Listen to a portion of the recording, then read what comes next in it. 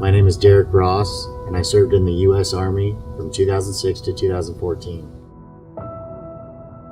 Back in 2008, I was able to deploy to Iraq, and in 2011, I deployed to Afghanistan as a combat engineer. During my time there, I was hit by a roadside bomb, and I would eventually lose my leg and receive a ton of other injuries as well. I get asked all the time if I would do it all over again. And I have to say, after all the pain and suffering, the loss of relationships, the loss of my leg, the loss of my mind at times, I would do it all over again without question. I believe the love and pride that I have in my nation guarantees the survival of all the future generations to come. I believe that freedom is worth dying for. I believe in one nation under God, indivisible, with liberty and justice for all. And this is why we fight.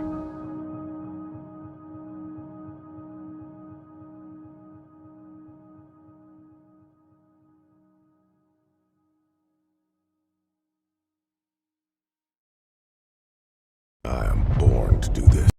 I am an American bucking bull.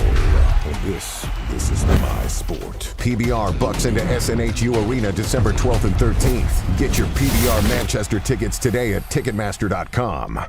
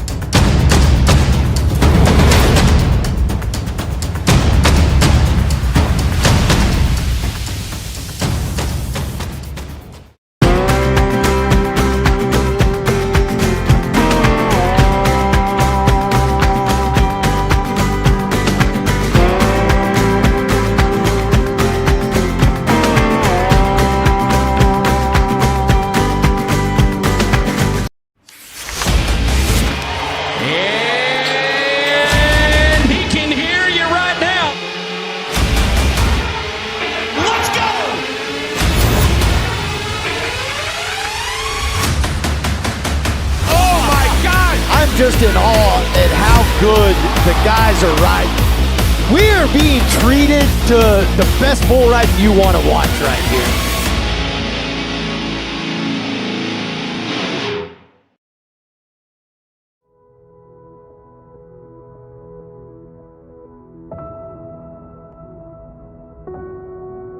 My name is Derek Ross, and I served in the U.S. Army from 2006 to 2014. Back in 2008, I was able to deploy to Iraq, and in 2011, I deployed to Afghanistan.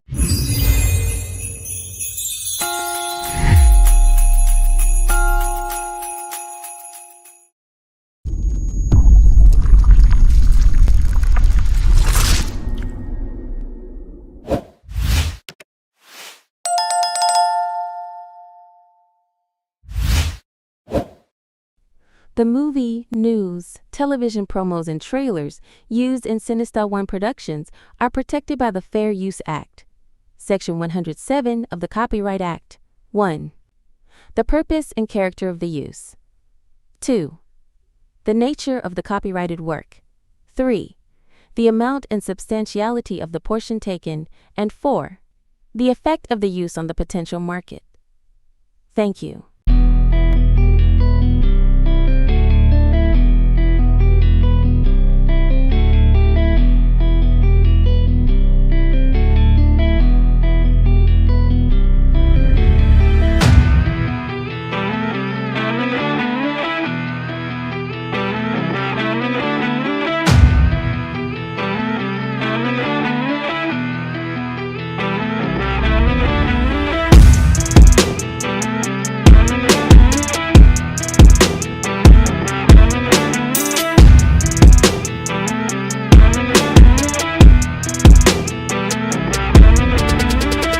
It's time for America's greatest podcast on dirt, When the Dust Settles.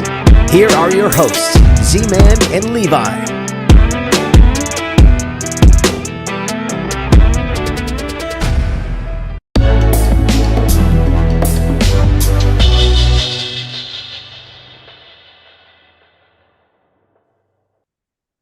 All right, and here we are. Welcome to When the Dust Settles.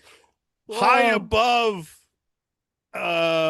Manchester, New Hampshire, and Todd's house. I mean Levi's house. It's Z-Man and Levi when the dust settles. We are literally sitting across from each other. If we're any closer, we'd be playing footsies with each other with him and his big Godzilla feet. Folks, you are in for a banger of a night. This is gonna like, hold on, this is gonna be a roller coaster because I don't know what's going on. We just this is gonna be a banger. So hang on, folks, it's gonna be fun. So we're trying to preview the Manchester. The Unleash the Beast opens up in Manchester. So I came to New Hampshire to do some things here. Oh God, I don't even know. I can't even speak. 12:30. I get home at 12:30. So I come to Manchester, New Hampshire. We're doing some pre-event stuff that you're going to see next week. And I said, well, why go home? I might as well just stay at Levi's place. Oh my God. And well, here we are. Did we do any pre-show prep? Nope. Not a lick. You know what our pre-show prep was? Watching When the Dust Settles from 2011 with this skinny Z-Man guy from his living room with the shiny, like, blue drapes and a flower ornament in the back. Listen, and there was some sort of tomato plant. It didn't look like a tomato plant. It looked like some sort of medicinal herb. it was a tomato plant. Listen, it wasn't. But that was our prep. So we're very light on topics tonight. So it's going to be a lot of laughs. It's going to be a lot of fun. But I tell you, Z-Man and I, we had a blast today. We got to go over to the SNHU arena, check in with the PBR folks. We have so much stuff to show you next week. It's going to be awesome. We got to do a lot of great things. We appreciate everybody with the PBR for letting us act like little kids in a candy store today, like bulls in a china shop, because it was really fun. And then Z-Man and I, like, we live in two totally different states. We don't get a chance to, like, we talk all the time. We don't get a chance to hang out and chill with each other and, do like rodeo things unless it's actually at a rodeo or PBR event. So we got to hang out today and we had some fun, and yeah, it's just an awesome time. And I'm so glad to have him here. He's, we literally are like right across from each other. I think we should do this every week, honestly. So let me tell you, well, we never have a show because there'd be no show prep going on whatsoever. So you can tell that I'm not at my home base because I'm wearing my When the Dust Settles shirt. When I go away, I have my When the Dust Settles shirt, and on the backside it has at Z-Man. And so people know who the hell I am when I'm away, when I go on the road. I just had to take my earpiece out because I could hear myself speak, and it was like really messing with me. And so if Keith says anything, you got to let me know what he says, because I ain't gonna be able to hear him. Okay. Because I had to take my earpiece out. But what we did want to do was we wanted to preview what we think is going to happen in Manchester. So the beat's totally serious. And actually, why don't you give us our sponsors? Why don't you say thank you to our sponsors? Let's get that out of the way real quick. We have a list of supporters. Obviously, that beautiful hat that guy's wearing right over there, Lara Boot Company. We went and visited Andreas a couple weeks ago, and Z-Man he's got cowboy hats. I'm not gonna lie, but they're not like custom cowboy hats.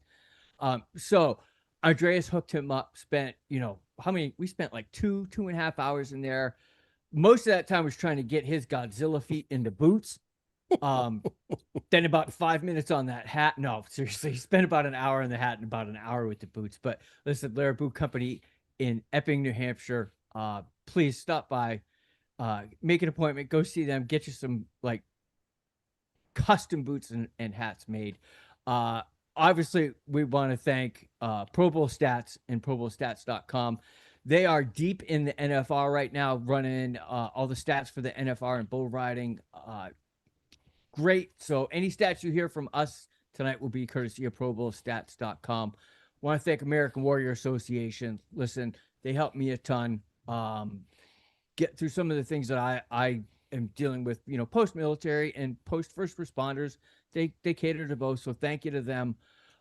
Thank you to the PBR, of course, because without them, we would not be sitting here playing footsies underneath the table, talking about tomorrow night in Manchester. Thanks to our awesome guest last week, New England Mavericks leadoff man, the guy always getting on first base, Bob Mitchell. We actually got to meet Bob today in person, have a little get to know him a little bit more. So that was really cool. We'll bring some of that stuff to you next week, but yeah, so just an awesome time. Again, thanks to our sponsors. I think New England Rodeo. How can we forget the New England Rodeo? God, how did you forget them? I don't know. Yeah, New England Rodeo down in Rochester, Massachusetts. Absolutely have to thank them. They're kind of, the reason why I forget them, because they're like family. Yeah, they are. Sometimes you forget family. You're absolutely right. We are so looking forward to when the dirt thaws, not when the dust settles, but when the dirt thaws, so we can go see them again. And we're gonna spend a whole season down there with them, and I think it's gonna be a really great time. But and thanks to all our viewers out there. Can't do this without the viewers. Without you guys, we wouldn't have an audience and we wouldn't be able to do this. So thank you. Yeah. So Keith, just a heads up. So if you say anything, I did take my earpiece out because I could hear myself talking. It was kind of aggravating. So I took my earpiece out. So I don't read lips. So who's steering the ship? Just then? Huh? If you can't hear him, who's steering the ship? I guess I am. So folks, this is what happens. This is what happens when we get together. I warned you. So we're going to preview this weekend's PBR event, Manchester, New Hampshire. I'm just going to tell you right now, you knocked it out the park. Because you're such good bull riding fans, the PBR is starting their Unleash the Beast season here in Manchester, New Hampshire. So, you know something? It's not starting down south. It's not starting in Texas, where they're headquartered. It's starting in New Hampshire, the Northeast. I mean, come on. Thank you very much, Manchester. Thank you very much, New Hampshire. Thank you very much, PBR, for allowing this to happen. We're starting it off here, and it's going to be one hell of a show. A couple bull riders that you guys need to look out for, and that we're going to preview here today. You want to stay tuned. I don't know if Keith has the footage ready to go, but we're going to lead off. I mean, one bull rider, and look, I'm not going to pick him every week. It's a lie. No. Keith, can you just show him? Just show him. Mr. John Crimber himself. Just how can I not pick this dude? I mean, roll it, Keith. Yeah, all Carolina Team Craig is down here to cheer him on. His coach and dad told me he's prepared, he's ready for this moment, and he wants it.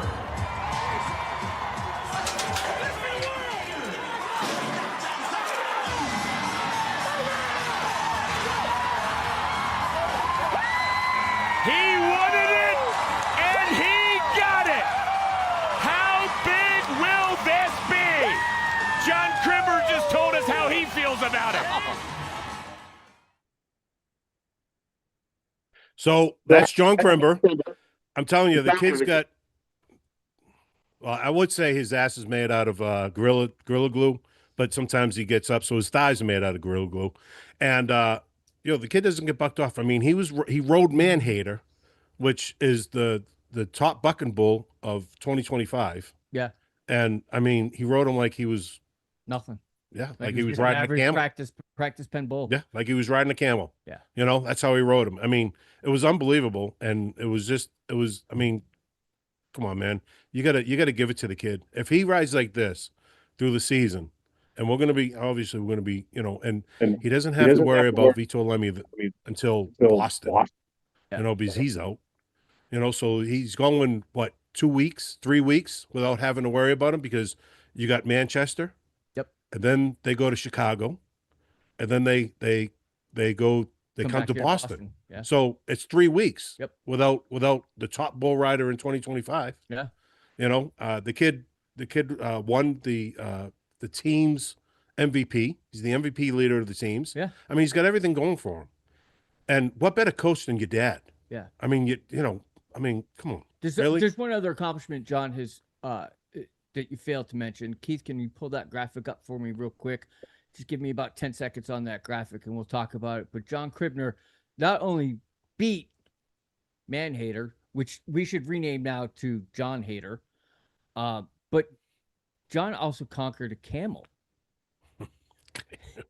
Marked out a camel. So in the offseason, the teams, everybody in the PBR, they've gone and, they're having a little rest and relaxation. And there's John Crimber striking a pose on the back of a camel. Like, what? He can't argue with this kid. It's like, some people say, oh, give me a steering wheel, gas pedal, and a brake pedal, and I'll make it work. John's just all like, give me 4 legs, and a hurricane, a camel, doesn't matter. The kid's incredible. And so, so Jose Vitor Lemi out into Boston. So that, takes him out of Manchester, takes him out of Chicago. He's going to hopefully come back for Boston, which should be good. It's a long season. Jose can, definitely make up the deficit if John rides. Oh, if John covers and places in the short go on Saturdays, he might be able to pick up the points. He's going to be down, 4 rides, 6 rides total, maybe 8. But listen, if he can, that's if John covers every bull right on Saturday, right. So on Friday and Saturday, which I don't want to say is possible, but covering every ride, every round on a Friday and Saturday is tough. No, I get it. And you know something? Jose Vitor Lemi, he was down last year. He didn't ride very well at the beginning of the year. Picked it up mid-season. Yeah, won the and championship. Ended up winning the championship. Yeah. So, I mean, that's something to look forward to. Then, so we'll see what happens. I mean, I think he's a heavy favorite. I mean, these 4 guys that we're going to be talking about, I think are heavy favorites, and we got to mention your guy, you know? Yep. So and this is kind of the dynamic that I look at. So we had a really hot team season, everybody's ending teams on a massive high, Carolina Cowboys, Clay the Great, Florida Freedom, New York Mavericks, everybody across the board. It was just an amazing team season. The energy level is high. And then we break down and we come to kind of an off season. We've been off for, 2 months. Are these guys off practice bulls? No, but they're not on practice bulls like they are every week, like they are on teams or even Unleash the Beast. So they had a little downtime, knock off a little ring rust, come back into this thing. Jose, in my mind, took a perfect time to get himself healthy. If you're going to miss time, I would want to miss time at the beginning of the season because everybody, we've been off for 2 months, 8 weeks. We're not, the riders, I don't want to say they're not prepared, but they may not be in the groove quite yet because we come off of the groove with teams, getting into another groove with Unleash the Beast. It's 2 totally different animals. I mean, the bulls are the same, but it's individual versus teams. So in my mind, Jose comes out at the right time. Take 2 weeks, get yourself healthy, take that extra time, visit with sports medicine, get your knee right because you've got the rest of the season. Every sport, we see it, NASCAR, baseball, it's an ebb and flow. Teams go up, teams go down. Individuals go up, individuals go down. Nobody climbs that ladder the whole season and stays at the top the whole season. They fall down a little bit, you pick yourself back up. And so Jose, smart move, going to Madison Square, going to Boston and just, go back to old Jose. And I told you, we weren't sure what he was going to be like coming from the injury from teams. Didn't know if he was, he came back for that finals. I mean, you got to come back for the finals. I think everybody came back for the finals. They weren't not going to ride, especially if your team's in it. Yep. You know, and I mean, was he at 100%? Well, now we know he wasn't at 100%. Yeah. You know, and he needs a little more time to work that leg. And look, it was an ACL. It was an ACL, I think, Yeah. that Yep. you know, an ACL sprain. So that takes some time to get over. I mean, it takes months, really. You know, like a football player, it might take like 4 or 5 months to get over an ACL sprain. You know, I mean, you know, and it takes months. Yeah. And he came back weeks. Yeah. To finish off the team's the team's event. Yeah. So I mean, you know, so it's kind of smart on his part to take the time off, get healthy, get ready to come back, and just kill it again for Unleash the Beast. And you know, he's going to be a heavy favorite when he comes back. Yeah. You know, so let's go on. You got your pick in. Yep. Obviously, John Cribner's your guy. My guy coming in that I think is on is carrying that momentum over from teams is Clay the Great Guyton. You know, this young kid goes, he wins the MVP for the championship for that weekend. Yep. Absolutely no doubt that he deserved it. He goes 5 for 5. Yep. In a game. You know, his team accomplishes the 5 for 5. So he's just right. And you know, in the whole season in teams watching him, he just got better and better and better and better. Took this time. We got an off season again. I think he probably didn't, I'm looking down. I saw our picture from before the show in the rotation.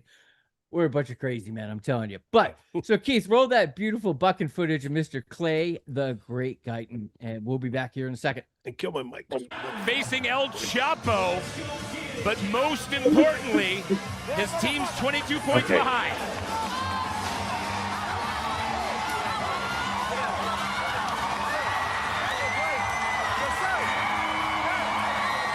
Go ahead and write it in pen. Guyton the Great. A perfect weekend when his team needed it. 5 for 5, and Carolina's back in the lead. Mom sitting there in the crowd. Clay the Great Guyton just, I really do. I think coming in this weekend, he's going to be a top one to watch.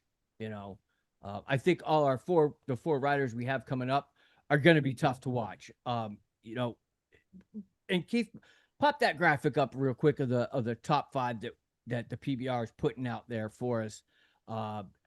These 5 guys are they're the picks of the PBR. The PBR is picking these guys to do good this year. Can't really say that I blame them. You know, the top 5 guys: Jose Vitor Lemmy, Dalton Castle, Brady Fielder, John Cribner, Kimsey, Sage Kimsey. I mean, the list just goes on and on and on. Clay Guyton's in there. We've got everybody. And all those guys on that list are heavy hitters. Yeah. They can walk right into Manchester this weekend and knock the dog crap out of it and take the Manchester buckle home. And, with the exception of Jose, I mean, and Manchester is, I look at Manchester and it's a different breed. The animals are different. The animal athletes are a little different this weekend because, with the PBR, we talk about animal athletes a lot on the show, and PBR has rules in place for the animal athletes. The animal athletes cannot travel more than 10 hours in a stock trailer without rest. So once they're loaded up and the trailer's moving, they got 10 hours before they have to stop. Now, when you stop, it's not like you can just stop at a Motel 6 or a Holiday Inn Express. You have to stop somewhere that has an animal motel. And there are places, there's tons of them. We have them up here in the Northeast. There's sale barns around that you can rent space from. But those animals, they hit that 10-hour mark. They've got to be untrailered, put into a rest cycle, which is anywhere between 10 minimum hours and 12. They've got to meet that criteria, then they can get put back onto the stock trailers and taken the rest of the way to their destination. So the PBR looks and says, okay, we need to get stock contractors that are within 10 hours of Manchester. Now, they do bring Blake Sharp bulls up here, because, Blake will take a couple days to get him here. But there's other animals, like Mike Miller bucking bulls out of Pennsylvania. Yep. He's within 10 hours. But those are animals that these riders don't get to see every week like they do with Blake Sharp bulls. So here you are, 50% of the bulls probably from Blake, 50% from Mike. And, these guys, yeah, sure. I know these animals. I've ridden them, past couple of years. But you throw Mike Miller bulls in there, and trust me, Mike has got a pen of animals that are just, they're PBR quality, or else they wouldn't be here. Yeah, right. But they don't see them all the time. So that's a factor we have to take into it too. 50% of the animals these guys have seen, 50%, they don't see all that often. Right. So that's another consideration we have to take. Well, the PBR gives you the top 5 bulls that they want you to look out for too. And leading the pack is Manhater. John Hader. John Hader. Well, we'll call him John Hader now because John wrote him. But Manhater, and a bull we saw in the NFR, Buck Nasty. That's another. So even the NFR has PBR type bulls, riding in. We'll talk about the NFR later. Yeah. Yep. And Smokestack, Fire Zone, and Top Dollar. These are all good bucking bulls. Yeah. And are you going to see him this weekend? I don't know. Yeah, we won't see Buck Nasty. He's still out in Vegas. Won't make the trip. Oh yeah, obviously you won't see Buck Nasty. I don't know if we'll see Manhater this weekend. But you might see the other 3. That up here in Manchester. And look, these are top quality bulls, and they're all short round bulls too. Let's make sure that so the bulls that you saw the bull riders ride in the teams event. Yep. You'll see them in championship rounds or the short go. Yeah. During an Unleash the Beast event. Yeah. Absolutely. And those are the championship rounds. Those are when your top 45 had already ridden, and then they take like the top 15 bull riders and they do a short round. Yeah. And that's how you try to get to your event winner of the event. For those people that just don't know too much about bull riding, that's how they get the event winners. Yeah. So on the individual side, so you have a go around, and I'm not exactly sure the number, and I apologize. So you have a long go, which is usually 2. So you have 2 long goes, and then you have your short go. So that's three chances to ride. And whoever's got the highest accumulative score of those 3, it wins the buckle for the weekend. So the job of the rider is, hey, I want to stay on all 3 times that I can. Every opportunity I get, I want to stay. I want to cover all 3. Does that happen? No, because just like every baseball player wants to get up there and hit every time they're at bat. It just doesn't happen. So you're talking 30%. You might see guys maybe there might be a guy or 2 that'll cover all 3. Most of them are going to cover 2 and 1. That's just the nature of the beast. The guys that get good pulls and they get good bulls, they're going to cover all 3. But there's going to be guys that are going to face off with some real heavy hitters, and they may not cover, and they may only get 1 or 2 qualified rides, and that'll bring them into the short go. So it all depends. It's a totally different feel in Unleash the Beast. It's more individualized. It's not a team thing. You're not relying on your teammate. If you don't cover, I still got a guy behind me. Nope, it doesn't work that way. It's all about you, and you. So, right. Yeah. And there's a couple more guys that I want to talk about. We'll talk about them a little later.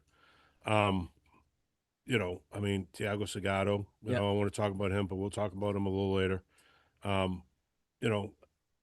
A lot of guys, these Brazilians, actually, let's just talk about them now, I guess. Yeah. These Brazilians that come over, Tiago Segato, You know, he's one of these guys that you got to look at. Young dude. I think might be his first year and his second year coming into Unleash the Beast. I think he wrote Unleash the Beast last year. and Then he did teams, and and now this is his. yeah. So this is his second year. Keith, we got a Thiago Segato video of ready for him. So this kid comes from Brazil. Actually, I'll talk to him. Just watch him ride.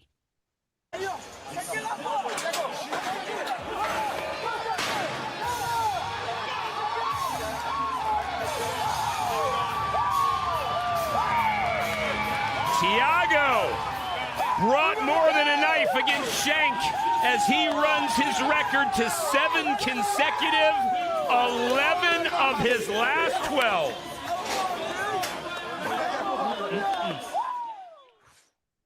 Dang, that guy's good. Thiago Segato, come over from Brazil. He did that last Cowboy Standing show. Yep. Didn't even he gets off the plane, has no idea where he's going. They said just look for the guys in cowboy hats. And the Hey Dudes. You know. And I wasn't there. So he finds them, goes through the show, ends up killing it. The kid just rides practically everything that he gets on the back of. Yeah. He has an older brother already in the PBR. Yep. You know, and now he was on the Florida Freedom. He was in the MVP race. It actually came down to him and John Crimber. Yeah. He gets bucked off. John Crimber rides Manhater and ends up winning the damn thing. Yep. You know, so I mean, you know, this kid is a force to be reckoned with. And hey, look, second year in the PBR, and you're riding, you got a riding percentage like you have. I mean, you know, and like we said, teams was nothing but ranked bulls. They are the top bulls. There were none of these fluff bulls that you might get. Yeah. And I'm not. Hold on, before I insult any stock contract, I'm not trying to insult stock contract. We want stock contractors on the show, right. not off the show. I'm not trying to say, when I say, I'm talking about bulls that are not championship quality round bulls. No, and you know, and all these bulls and teams were.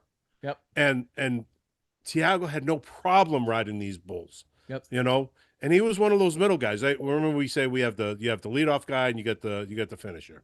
Yep. You know, and then you get the guys in the middle. You know, and you know, I got the utmost respect for this kid. He's a young dude.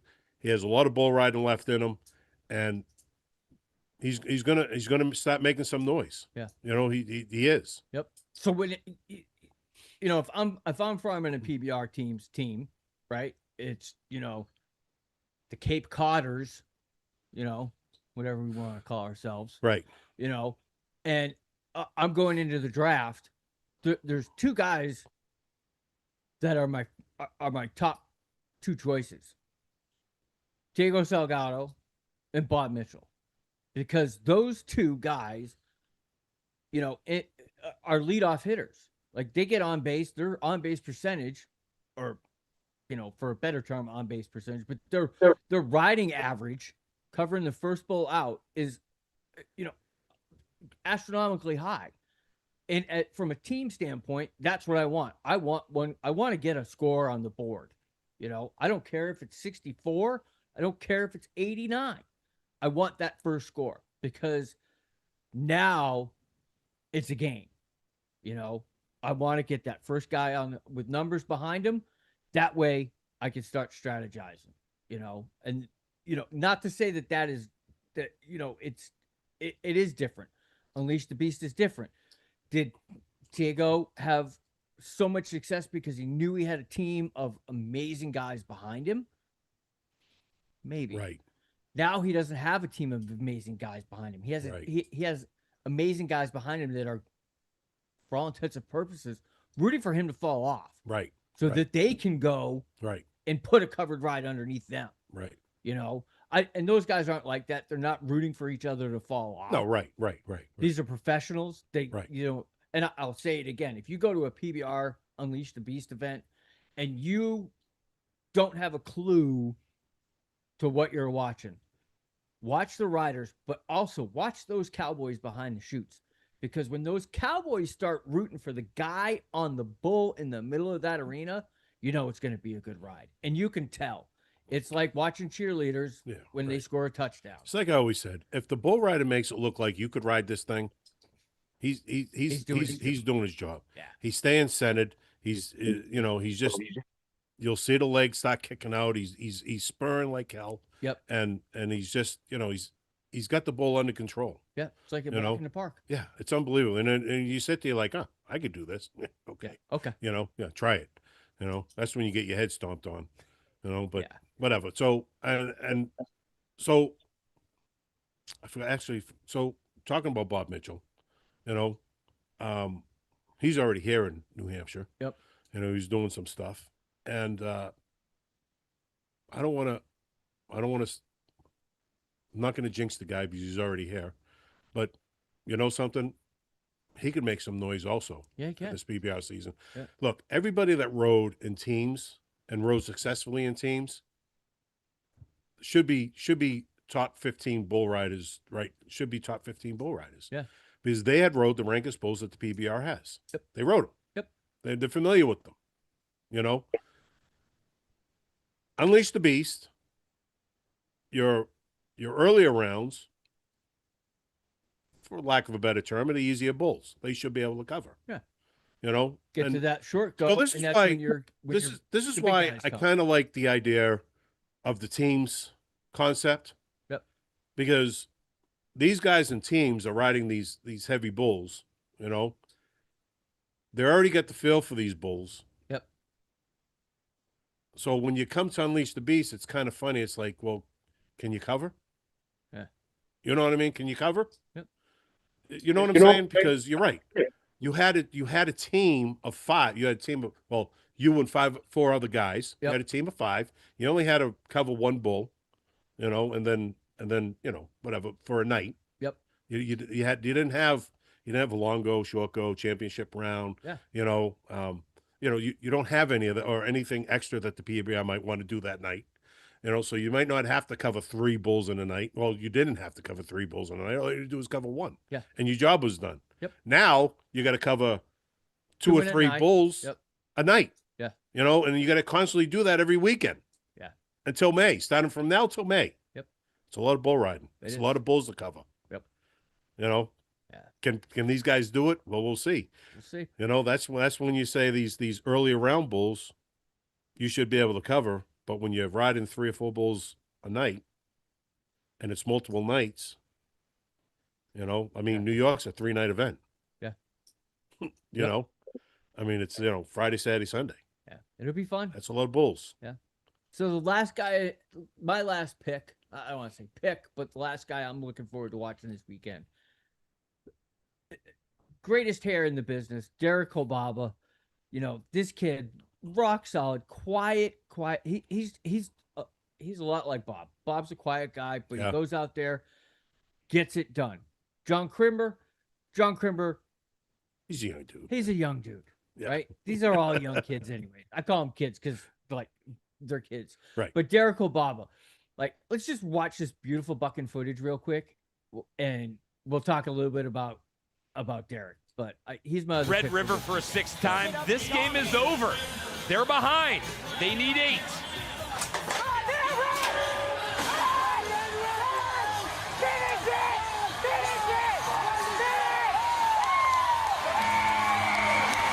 That is a clutch quality ride from Kolboba.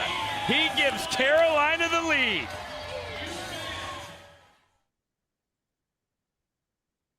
And so, best there in the business. I noticed that all your picks came from the same team. Sorry. Not sorry. Listen, I watched that Derek Kolboba footage, and he's so technically sound in his riding. Every time that bull jumps, he's back on his rope, and then he's right back into it. His hand is right back where it needs to be. It's in position, ready for that next hop, ready for that next juke, and it's technical. He's just I don't want to say it's robotic to watch. Yeah, right. but it's robotic to watch. And I think that's his strong point because it's technical. Crimber's just a flowy guy. He's like a surfer. Hey man, go catch my wave. He's young, so Yep. he has those hips. Yep. He can move his hips. Yep. He's only 20 years old. Yeah. You know what I'm saying? So Yep. he can move his hips. He's a young dude. Yeah. You know, I mean, you get bull riding years. So, 25, you start getting older. Yep. You know what I You mean? don't move as good. So you're not moving as good. Couple back you fails. You're already, Yeah. you already got bucked off a couple hundred times or whatever. Yeah. So I mean, But Derek is just every ride, every jump, he's right back into position. He snaps back. Bam, I'm here. Bam, I'm here. Bam, I'm here. He's ready. That is, to me, being a technical guy. That's, I mean, and don't get me wrong, I love watching John doing his thing because it's so fluid, it's so flowing. It's just amazing to watch it. Same thing with with a lot of these guys. It's like watching a waterfall. But Derek is just technical. He's solid. He's the same thing over and over again. He doesn't get flustered. He gets in a bad spot. He goes right back to what he knows. Kick, arm in position, head where I need to be, eyes where I need to be every time. And it's just, to me, technical riding makes a good rider. Clay, another great guy. Clay's a little bit more on the fluid side. So, but I mean, I'm sorry, not sorry, but yeah, I picked 2 Carolina Cowboys. well, and I was just gonna say, I'm not trying to make fun of you because you picked 2 Carolina Cowboy guys, but something, you make the point. You picked and 2 Florida Freedom guys. I did, but so you try to make a point here. I'm trying to help you out. No, But what I'm trying to say is that is probably why the Carolina Cowboys won the championship. Yeah. Because these guys are fluid. They're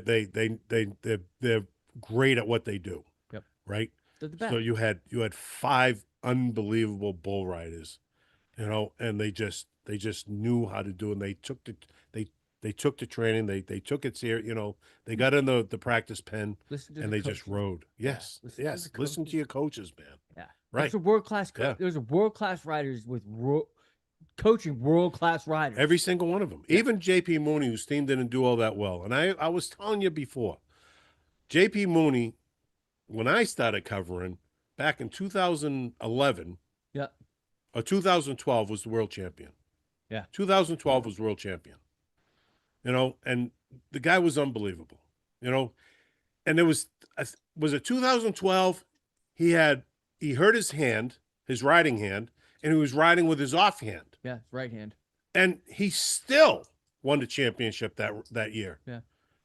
I mean, and he was number 2 for a while, and then, then he ends up It's that ebb killing and it. flow thing, man. And that's what I'm saying. So you're right. You got world-class bull riders that are your coaches. Coley Lostro, unbelievable bull rider. Yeah.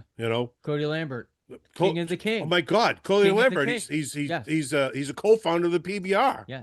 Yep. Yep. I mean, the guy rode with Lane Frost, was a travel partner of Lane Frost. And Jerome Davis. Jerome Davis probably before his injury was probably the number. He could have been the greatest cowboy in the world. He was just that good. Right. And unfortunately got injured, Right. And, here he is. He's doing what he's doing, bringing the team to the championship. So let's move on. I don't want to desert this weekend, but we got some other things to cover because there's other things going on in the world besides Manchester, believe it or not. You're absolutely right. And, I'm so looking forward to tomorrow and hanging out with you, and Saturday hanging out and going to see the PBR and the guys we talk about every week live and in person. It's going to be crazy. Right. But there's something else going on out west, and that's called the National Finals Rodeo. It's 10 days of rodeo, and it's not just bull riding. It covers it covers more than 7 events, but they only televise 7. We've got bareback, then we've got steer wrestling, we've got saddle bronc, we've got team roping, we've got tie down roping. Throw a little bit of barrel racing in there, and then cap it all off with a little bit of spicy bull riding. And we get to the end of the 10 days and, we start crowning champions. And NFR is a complicated sporting event because there's so many disciplines and there's so much stuff going on. Like, got round winner from night one who could go on to win the average, which is 10 nights total. They take, you win one night, great, you get a buckle. If you win the most rounds or you score the highest amount of points or the lowest time in timed events, you could win the all around. Then you go on to the championships where, the winner from each discipline, whoever won the most money, gets a championship buckle, right? So there's 3 different things. Then we put in a 4th. That's an all-around cowboy. So there's so many things. But NFR has been going on forever and ever and ever. This year, your first time watching, because you and I have had some conversations during this event. We've talked on Tickety Talk a couple times. Yep. Going through some stuff with, trying to educate you, trying to bring in some new, viewership to this, to the NFR. And this year, it's just the talk of the town is it's long. So the first thing we're talking about is fines.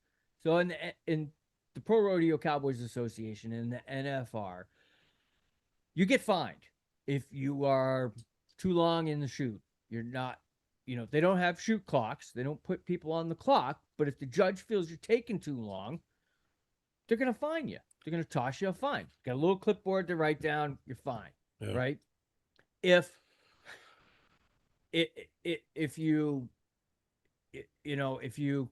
a bull jerks you down, that's a fine for the stock contractor.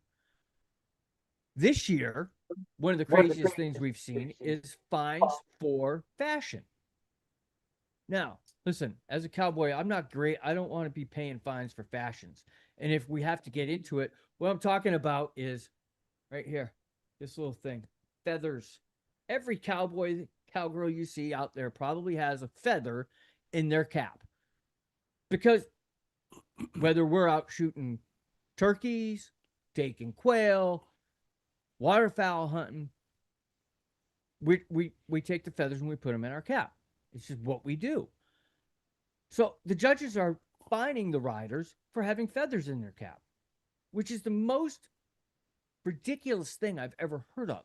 Like, if I'm late to the shoot, great, fine me for being late to the shoot, but don't fine me for fashion wear. How do you know I did? I mean, I took this feather legally. Right. I have my license. Right. Are you checking guys' licenses as they come into the building? You got your waterfowl permit? Like, well, if you don't have your waterfowl permit, you can't wear that feather.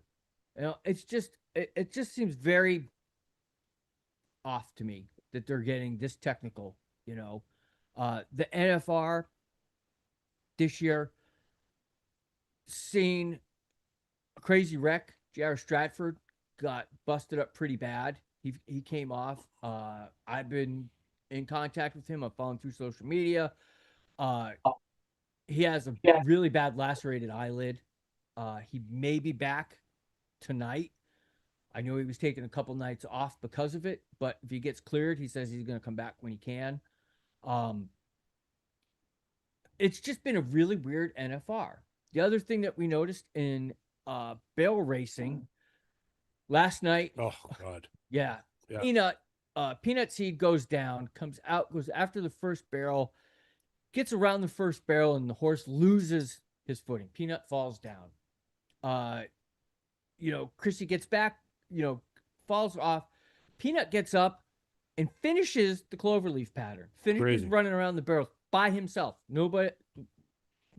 No running in the back. Right. So my thing is, I watched, I think it was night 1 or night 2, 2 horses back to back, got through the first barrel great, come to the second barrel, and both at the exact same time, exact same place in that second barrel, fell down. Both horses down. Could it be the size of the arena? So Thomas and Mack is a very small arena.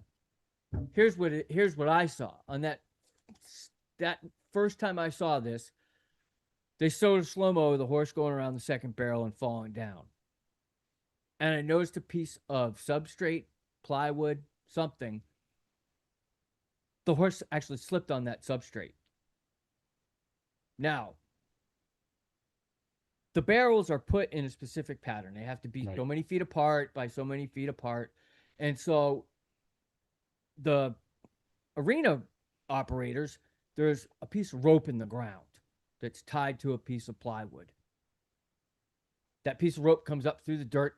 There's my mark. The barrel needs to go there. They don't, that way they're not out there measuring with a tape measure. They do it ahead of time, put the plywood where it needs to go, bury it in dirt, and they call it good. This year, did that plywood go to the bottom of the dirt, or did it migrate up and it's not deep enough? Right. You know, because those barrel racers, when they do the same pattern, that dirt gets pushed to the side. Right. Right. So that's what I think happened. You know, did possibly something not get put into the arena properly? It's a question. Do I have the power to go ask the NFR, hey, let's see, you know, no. But that, you see 3 horses go down.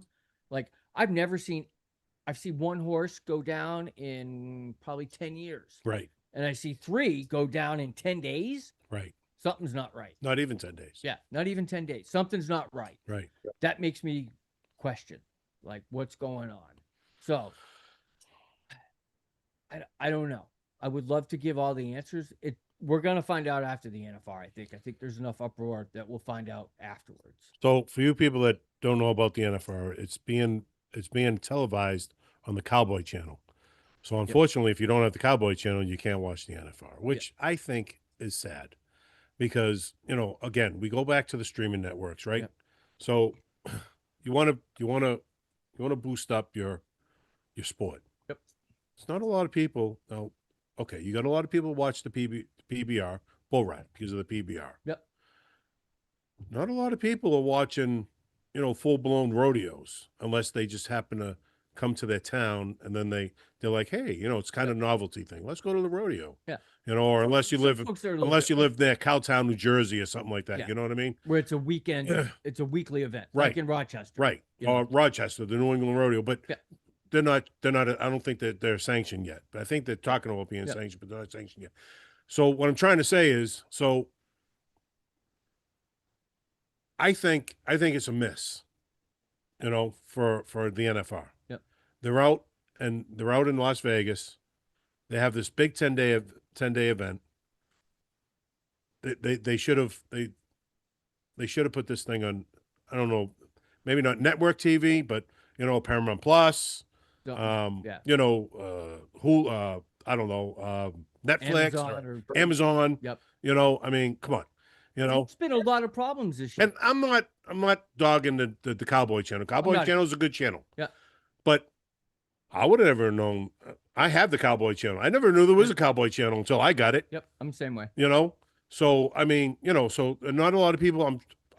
I'm assuming not a lot of people have it. Yeah. You know, the average everyday person, non-rodeo type, does not have the Cowboy Channel on their streaming service. It's $120 a year. That's $10 a month. Right. You know, it's probably the same as Paramount Plus or you know whatever. But and you bring up a good point. The first couple days, there was a lot of streaming issues. People were not, you know, they log in, they've been waiting all year, they turn it on, and it's nothing. It's just a blue screen of death, the little pinwheel of death, because the stream is buffering, and you get maybe a couple seconds, and then it buffers again. And it's frustrating. Right. A lot of complaints on social media about it. And this is not the first year this has happened. This happens almost every year. Right. That we go through this. Because this is the Cowboy Channel's biggest event. It's like their Super Bowl. Right. You know, they don't live coverage, you know, everything. They live coverage the NFR, and that's it. Right. So, you know, learning lesson there for the Cowboy Channel. I think they need to get better with their you know, figure out the streaming stuff, like, you know, more bandwidth, more horsepower, something. But I think they've got it figured out. We've been watching just about every night, and I think they've got it figured out. There's been a couple glitches here and there, but overall, I think they got it figured out.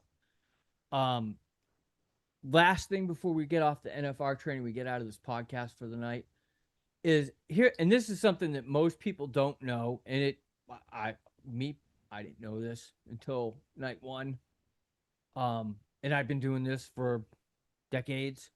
So in the PRCA, when you get to the NFR, the PRCA, you put in your application as a stock contractor. Hey, I want to provide stock to the NFR, whether that's a buck and bull, a saddle bronc horse, a steer for steer wrestling, a calf for calf roping. You have to put in an application for stock, and the PRCA reviews your application. Okay, yep, you're good. Bring your stock. Bring 2 dozen head with you. I'm gonna use steers for an example for steer wrestling. So you get approved to bring so much stock. You roll into town, and they say, hey, you have to be here, X amount of days ahead of time. I think I know what you're gonna say. You have to pass your vet check. You have to pass this. You have to do that. After all that's said and done, your animals are put out back into the motel. The Thomas and Mack Center has literally it's a huge motel in the back just for animals. It's pens, this, that, and the other thing. And once those animals are in the pens, the stock contractors do not see, feed, touch, water, tend to those animals until the 10th day. Till the 10th day of the rodeo is done. The NFR and the PRCA, they have their own team that goes out and feeds them, waters them, vet checks them, does anything that needs to be done medically to the animals. The contractors, they say, okay, listen, here's my list of requirements for feed, stuff like this. Buck Nasty gets, 20 pounds of alfalfa twice a day. Plus he gets this supplement. Plus he gets this. Stock contractors give that information to the NFR. NFR does their best ability to follow the guidance that the stock contractors give them, but it's not mandatory. They don't have to. They can say, okay, well, we don't have 20 pounds of alfalfa to give twice a day to Buck Nasty. It's only getting 15. So, and that's something that I did not know. But it's been like that forever. That's just the part of the program. You submit your application, you get approved, you drop your animals off after clearance of quarantine. They go into the hotel. We'll see you in 11 days. Because you don't get to see them until the day after the 10th round. So, just, and I'm not saying it's right or wrong. It's just the way the business is done. I thought you were going to talk about like these stairs that are coming in, so I guess they were talking about, I learned this, that they were talking about the stairs and how they're different, like this for your stair wrestling and stuff like that, and how they're stairs or steers. Okay, the stairs, the Tampa the little, or Tampin? No, the little cows. The little cows. Gotcha. So little guys with horns. Yeah. So we were the little bulls. So anyway, I didn't realize that a lot of them came from Mexico. And since that the Mexican border got closed, they had to get local steers to be able to do it, and they run differently. Yeah, they do. And they're not used to them. These stair wrestlers, they're bigger. They're bigger, yep. And they're not used to them because they're not the steers that they were used to dealing with. Yeah. During the season. Yep. I did not realize that. Yeah. So these guys are having a harder time with these animals. Yeah. Because they're not used to having to deal with them. They're not. And it's just it's one. I don't want to say it's one of those things. It's part of the sport. Right. Yeah, American steers are a little bit bigger. I want to say fatter or chunky. Yeah, right. Yeah. Inappropriate. Right. But they're bigger. Yeah. The Mexican steers, a little thinner, a little more wiry, as we like to say. They're smaller, they run faster. American steers, a little slower. But and so yeah, it just seems like it's an off NFR this year. Like I typically watch every year, but this year just seems to be off. Last night, round 7, it was the eliminator pen of bowls, like the worst of the worst of the worst. Pro Bowl stats. Slade says you ain't gonna see many cover rides. Just tonight. That was last night. And boy, howdy, was he right. So we had 15 guys go out and 2 rides, 2 covered scores, 2 out of 15. And you're talking, Stetson, right? You're talking the top 15 bull riders in pro rodeo. And they couldn't cover those bulls. Like Buck Nasty, he got nasty with Stetson Wright on a re-ride last night and he mowed him over. Like threw him off, put him on the ground, and then said, "I'm coming for you," And that was the eliminator pen last night. It put boys at the top of the food chain and it put everybody else at the bottom. Well, I'm going to tell you what, it was just like we were talking about night 5. Yep. When you told me, hey, that was the eliminator pen. Yeah. And it was just unbelievable. Yeah. And our boy, Hudson Bolton, he covered his bull, but Yeah. it was crazy. It was like maybe 3 or 4 rides that night. Yeah.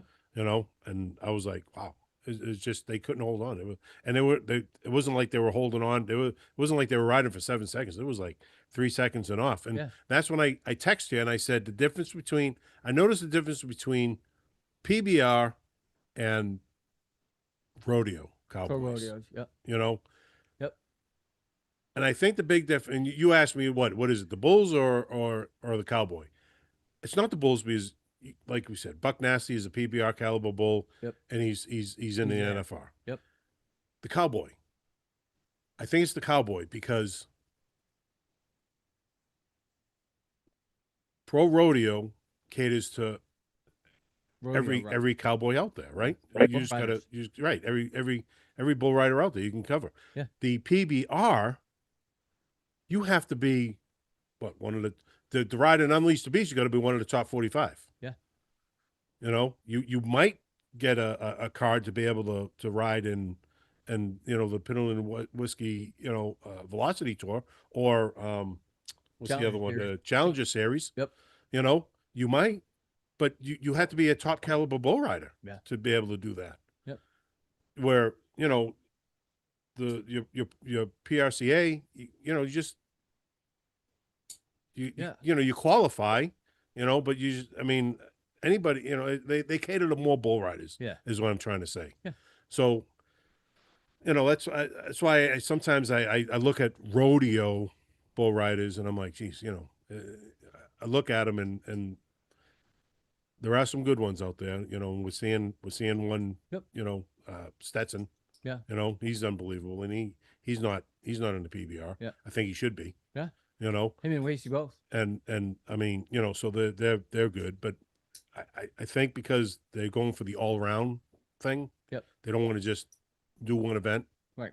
Where they would be if they were in the PBR. Yeah. And that'd take up a lot of their time, right? Yeah. So they want to, he wants to do saddle bronc riding or whatever, so yeah. I get it, and but specifically, so like in bull riding, so a PRCA bull rider in a regular season, the PRCA has rodeos all over the country on the same weekend.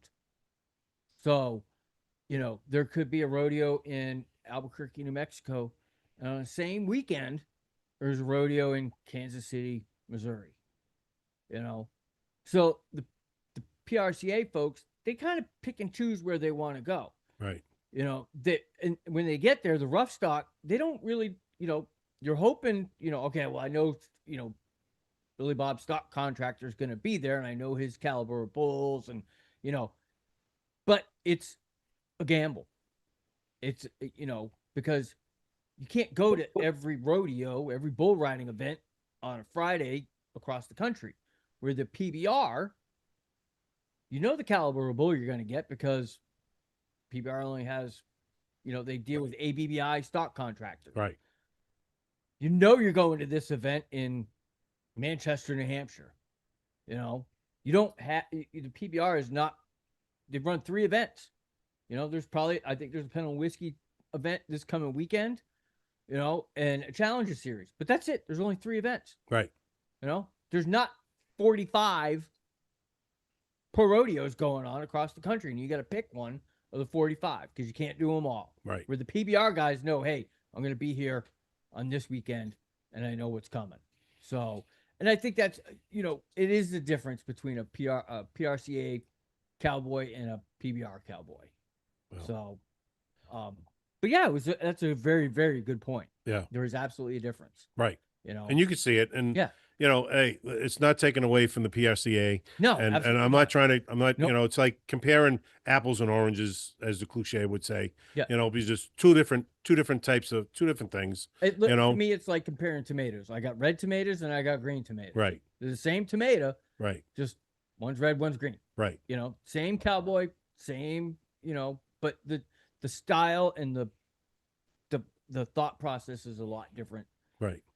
Going into that type of thing. Right. So, I can't believe that we managed to fill a full hour of this show because and we did it without talking about we didn't have to do any. Yeah. Like my 2011. Yeah. When the dust settles, show out of my living room. Yeah. With so, your shiny blue drapes and your flowers and your quote unquote tomato plant. It's not high above the arena in New Jersey. 5 feet. Listen, so if you haven't, so the joke of the night is Z-Man comes on in his podcast from 2011. It's Z-Man coming to you live or coming to you from a high above the rodeo arena, high above the chutes. And I look at him, I'm like, dude, you're like 5 feet above the chute. Yeah, I know. So that's it's been our running joke all day. But man, this has been a blast. I love sitting across from you. It was awesome. I love it. I mean, yeah. I do. I love it was a lot of on fun. Zoom and we chat on Zoom, but to sit here face to face and play footsies with each other for the last hour, it's fun. It is fun. This is the way our podcast should be. Yeah, it's not going to happen because we're 2 hours apart from each other. Right. But, when we get to, I think moving forward, when we get the opportunity to do this, we need to do this. Most definitely. Because it's a lot of fun.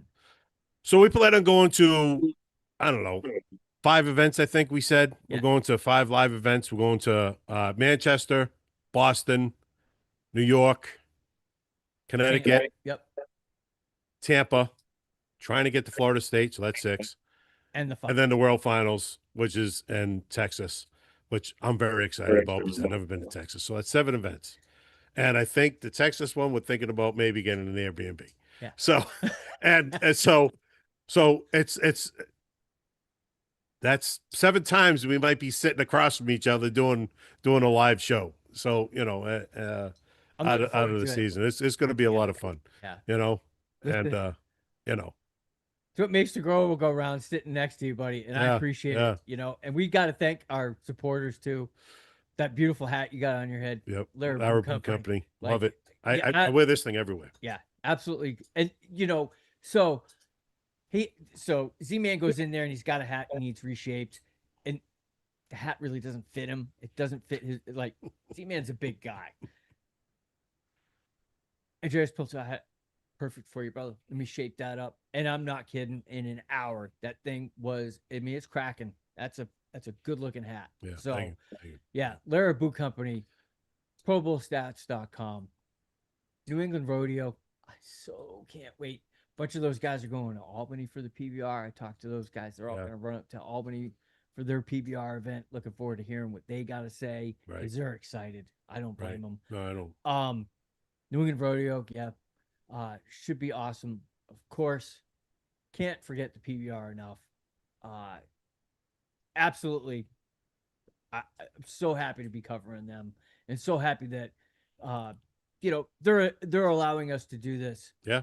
And cover their sport, and last but not least, I met Taylor for the first time here, and he's awesome. Yeah. Taylor's great.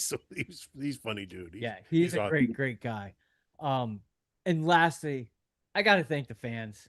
If it wasn't for y'all, we both enjoy talking about rodeo because we want to help you understand the sport better, whether you're a lifelong, participant, fan, super fan, whatever, or somebody that's just happened to be scrolling through Facebook and saw us alive and said, let me give this a shot. Or you saw us on Tickety Talk chatting it up on Tuesday night, we can't thank y'all enough. So, Z-Man, buddy. Yeah. Thanks, pal. Listen, folks, enjoy life. Please do. Make sure you just do it 8 seconds at a time.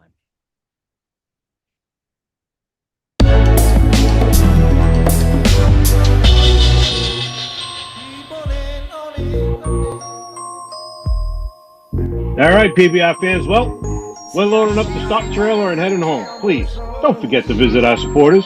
Check us out on our social media platforms: YouTube, Facebook, Instagram, iTunes, iHeartRadio, Spotify, and TikTok. We'd like to thank our producer, Keith Hayes, Sinista1 Productions. I'm Z-Man. I'm Levi. Thank you to all our loyal fans for watching America's greatest podcast on dirt. Just in case she walks in, I'll be good to